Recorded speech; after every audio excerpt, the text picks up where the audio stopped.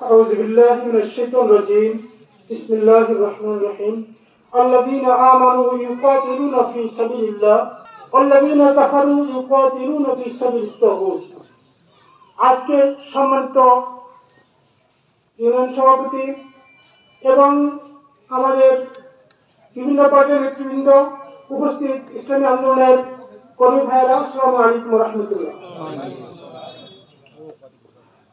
আমরা দেখেছি ইতিহাসে যে ইসলামী আন্দোলন আল্লাহর জমিনে আল্লাহর দ্বীন প্রতিষ্ঠার জন্য প্রত্যেকটি নবী রাসূল এই কাজ করে গিয়েছেন।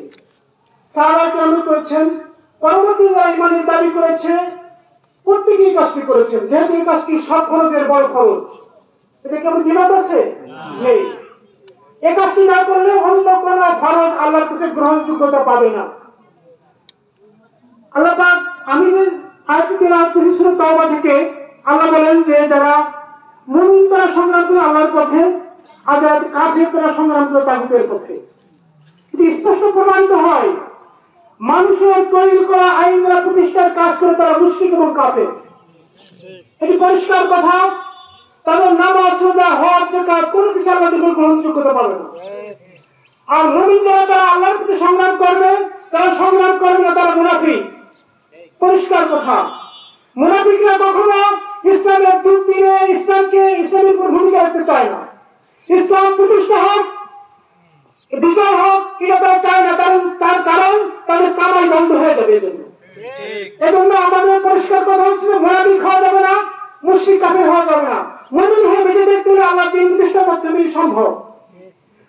দ্বিতীয় কথা হচ্ছে বিরোধিতা। আমরা দেখেছি প্রত্যেক নবী রাসূলের সময় হয়েছে, ইসলামী আন্দোলন উপর হয়েছে। এই বিরোধিতা সব থেকে বুড়োরা বেশি করেছে, ইতিহাস প্রমাণ করে। বুড়োরা বেশি করেছে প্রমাণ আমাদের দেশে বুড়োরা পাগল হয়ে গিয়েছে, মাথা টান হয়ে গিয়েছে। যুবকরা ইসলাম সব থেকে বেশি গ্রহণ করছে। দুটো বিশ্ববিদ্যালয়ে আমরা প্রমাণ পেয়েছি। এবং এদেশে ইসলাম বিজয় হবে মুসলমান যুবকদের ভিত্তিতে। আমাদের ছাত্রী সাহেব বলেছিল যে বাংলাদেশ ইসলামের পতাকা উঠবে এই চট্টগ্রাম থেকে, তা আমাদের সাদিকের ভাই বাড়িতে চট্টগ্রাম। আমরা স্পষ্ট প্রমাণ পাচ্ছি এবং আমরা দেখছি যে বিরোধিতা চলতেই থাকবে। এবং এই তিন শ্রেণীর বিরুদ্ধে কথা, এটা হচ্ছে রাষ্ট্রীয় শক্তি, একটি হচ্ছে যারা ইসলাম বিরোধী আইন প্রতিষ্ঠার কাজ করে তারা, এবং বেশিরভাগ ধনী ব্যক্তিরা। এই বিরুদ্ধে চলতেই থাকবে। এজন্য এই বিরোধিতাকে উপেক্ষা করে জনগণের কাছে জামাত ইসলামীর 3 দফা দাওয়াতকে পৌঁছে দিতে হবে।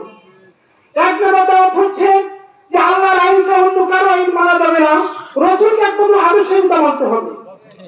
2 নম্বর দাওয়াত হচ্ছে শিরক, কোন শিরক, আল্লাহর সাথে আইনের সাথে অন্য কোন শিরক আইন একরকম মনে করে আল্লাহর আইনকে বাদ দিয়ে মানুষের আইন কখনো মেনে নেওয়া যাবে না।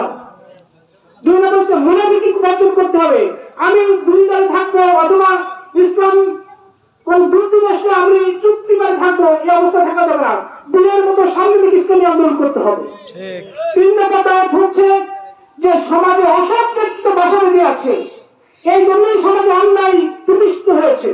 এই অন্যায় দূর করে দিয়ে, এই অসৎ ব্যক্তিত্ব দূর করে দিয়ে সৎ যোগ্য আল্লাহ নির্বাচিত প্রতিষ্ঠার মাধ্যমে বাংলাদেশের সমস্ত ইসলামের আইন বাস্তবায়নের মাধ্যমে এদেশের কোরআনী শাসন ব্যবস্থার আইন আন্দোলন আমরা চালিয়ে যাব। এবং আমি সবাইকে আহ্বান জানাবো গোটা মানব জাতির কাছে আমাদের পরিষেবা দেওয়া এবং আমরা গ্রহণ করার মাধ্যমে এদেশের ইসলামী শাসন ব্যবস্থা প্রতিষ্ঠা সম্ভব। আল্লাহ সবাইকে এই দায়িত্ব পালন তৌফিক দান করুন। আমিন। আসসালামু আলাইকুম ওয়া রাহমাতুল্লাহি ওয়া বারাকাতুহু।